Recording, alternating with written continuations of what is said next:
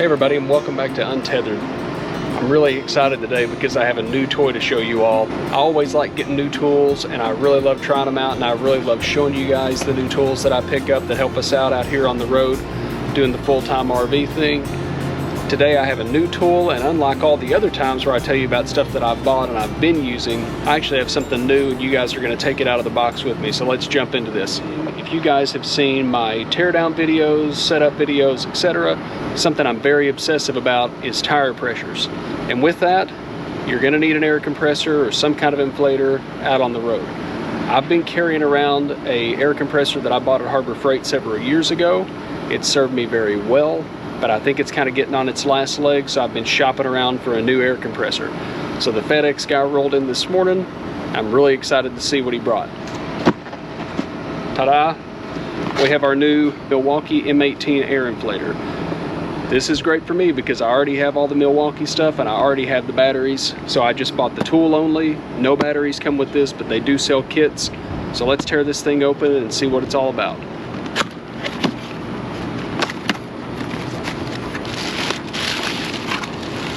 Ta-da!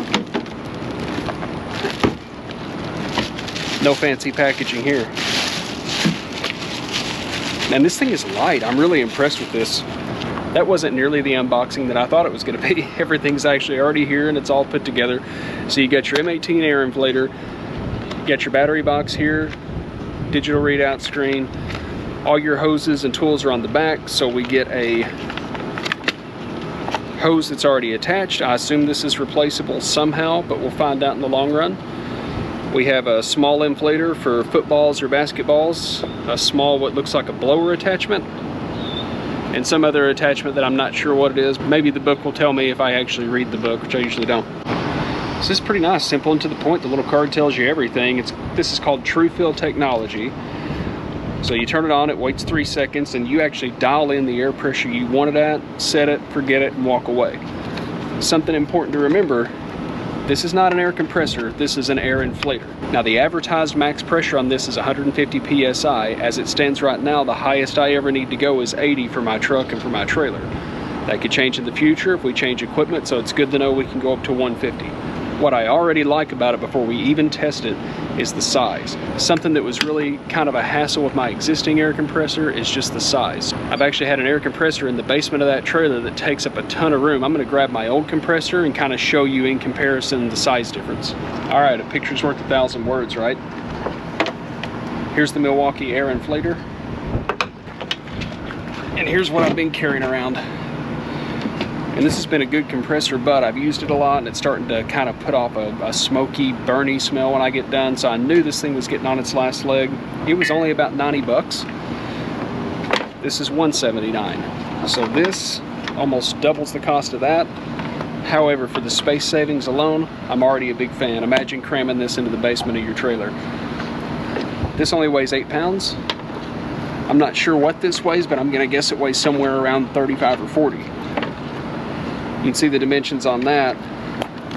I'll use my Milwaukee tape measure as a demonstration, but this thing's about 21 inches tall and about 20 inches wide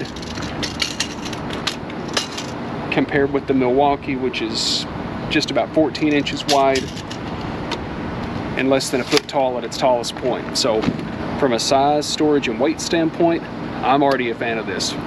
But this is a true air compressor. It has a small pancake tank on it, so this actually runs until the tank fills up to 150 PSI, and then you can let air out into a tire until it gets low, and then the compressor kicks back on. So I know this is going to fill up a tire a lot faster than the Milwaukee.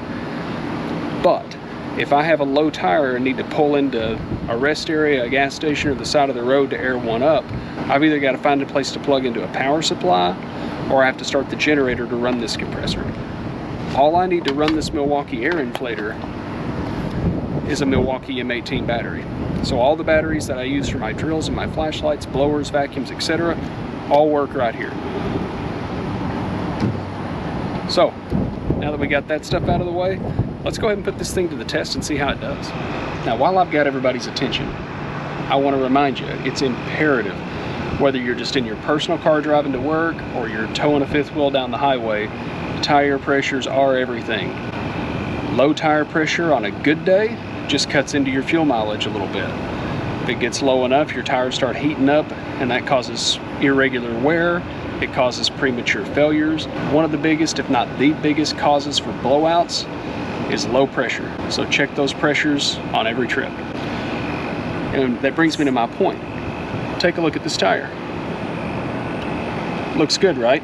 It's supposed to be at 80 pounds cold. I actually let 30 pounds of air out of it before I started shooting this video. So this tire is at 50. It's 30 pounds low. Visual checks don't get it done. You can see that our truck tire is currently sitting at 50. Let's see how long it takes. Okay, so it just shut off at 66 pounds because I have a dead battery. And that's the smallest battery I have. Every other battery I have is quite a bit bigger than this, so no worries. But hey, real life stuff. We'll just go ahead and snap another battery in there and keep going.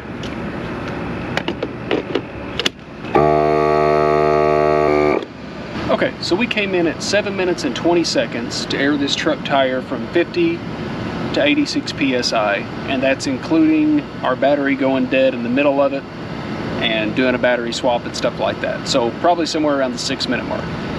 Keep it in mind, for at least my purposes, most of the time, if I have to add air, I'm adding 1, 2, maybe 3 PSI. So very seldom am I ever gonna have to put 36 pounds of air in a tire from Jump Street. But if I had a flat on the side of the road, this thing would be perfect. And again, I wouldn't have to hook up the generator to use it. We know this one's faster, but let's see which one's louder. This one may seem pretty loud, but I want to show you how loud this old traditional style air compressor is, just as a comparison.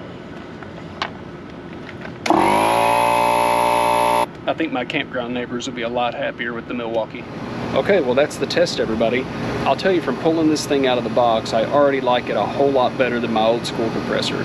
I already told you guys why I chose this compressor, but let's talk a little bit about the pros and cons of the Milwaukee M18 Air Inflator. From a weight and space standpoint, it wins. This thing's 8 pounds. It takes up a very small amount of space in my basement. I can pick it up, throw it in the truck, take it out on an adventure, and then put it in the camper when I get home. Compared to my old compressor that's probably 30 or 40 pounds, it takes up a ton of space.